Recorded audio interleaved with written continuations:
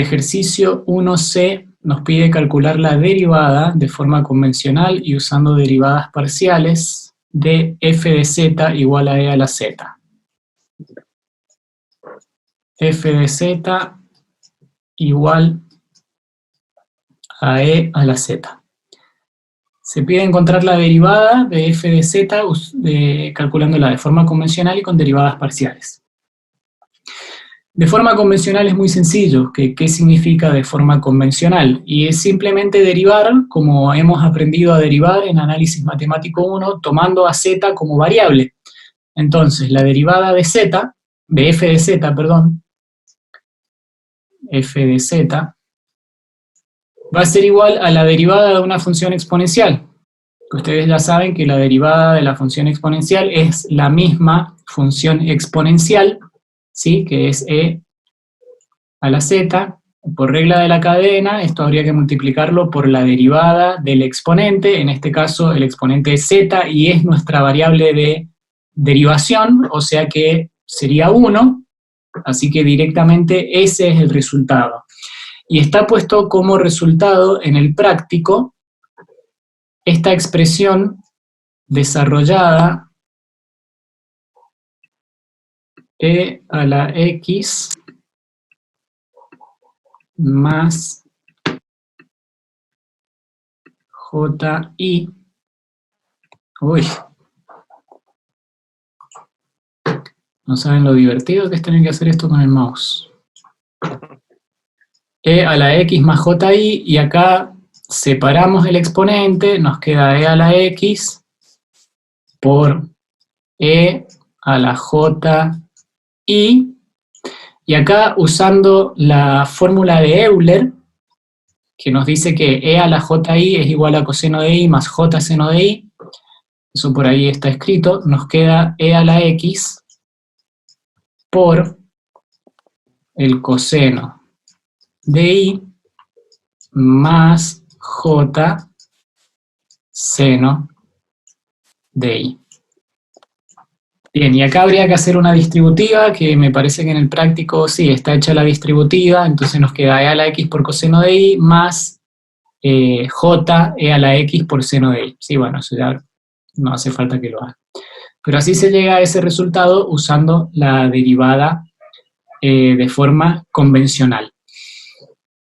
Y si queremos hacerla usando derivadas parciales, tenemos que partir, sería directamente desde esta expresión. A ver, voy a escribir esta expresión.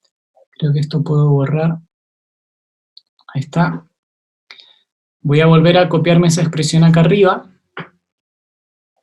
Pero ahora voy a ponerla directamente como f de z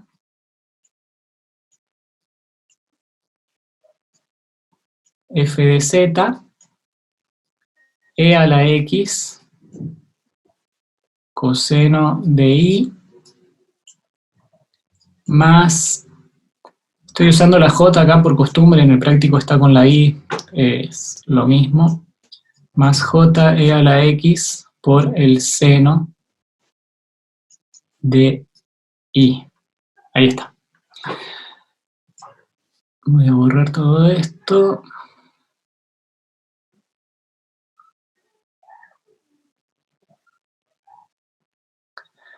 Ahí está.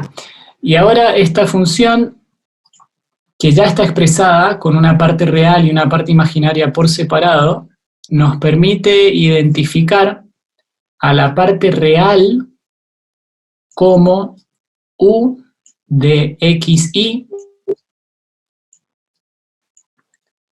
y a esta parte imaginaria como b de xy.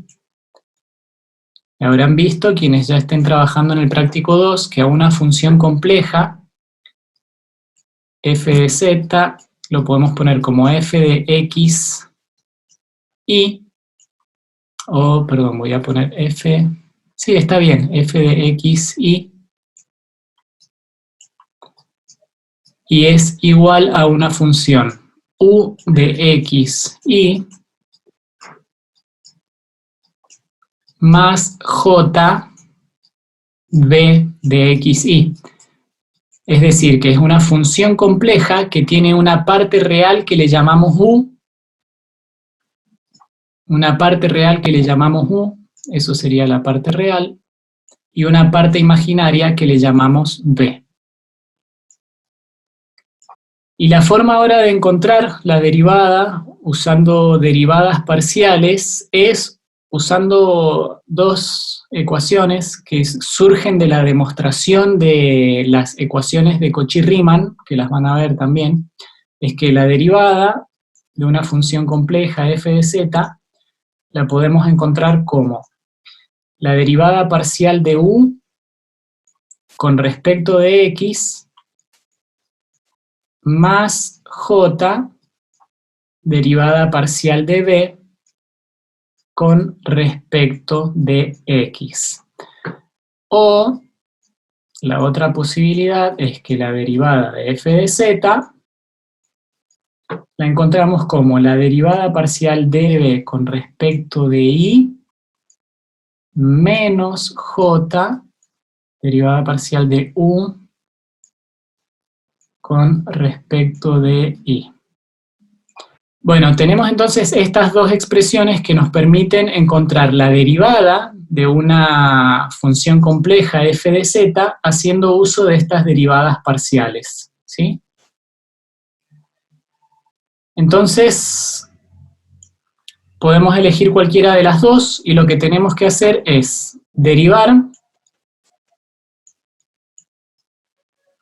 la derivada de f de z va a ser igual a la derivada parcial de u con respecto de x. ¿Cuál es u? Es esta que escribimos acá arriba, como e a la x por el coseno de y. Si derivamos con respecto de x, ¿qué nos va a quedar? Sería la derivada de un producto, pero en realidad como estamos derivando con respecto de x, el coseno de y va a ser una constante, así que directamente nos queda la constante por la derivada de e a la x, que es la misma e a la x, así que nos queda coseno de y por e a la x, derivada parcial de u con respecto de x, está bien, esa sería la derivada, más j, derivada parcial de b con respecto de x, y acá tenemos la derivada parcial, esta sería b, la derivada parcial de b con respecto de x, bueno, es lo mismo, queda, el seno queda igual porque es una constante por el exponente e a la x por seno de y. Bueno, y es básicamente el resultado y tiene sentido por lo que es una función exponencial y demás y no cambia la cosa. Ese sería el procedimiento, ¿sí? A ver si quieren podemos probar esta acá abajo, a ver qué es lo que pasa. En este caso la derivada de f de z sería la derivada parcial de b con respecto de y. Tomamos esta b y ahora hay que derivarla con respecto de y, o sea que e a la x es una constante. La derivada del seno es el coseno, entonces me queda acá también e a la x, que vendría a ser la constante por el seno de y, o el coseno de y. Y acá tengo menos j, la derivada parcial de u con respecto de y. Acá tenemos u, la derivada parcial de u con respecto de y es e a la x, es una constante, e a la x por la derivada del coseno de y. Ahora sí, la derivada del coseno es menos el seno de y. Y fíjense que acá tenemos este signo menos, con este signo menos se hace positivo y llegamos al mismo resultado, ¿sí? Esa sería entonces la forma de encontrar estas derivadas.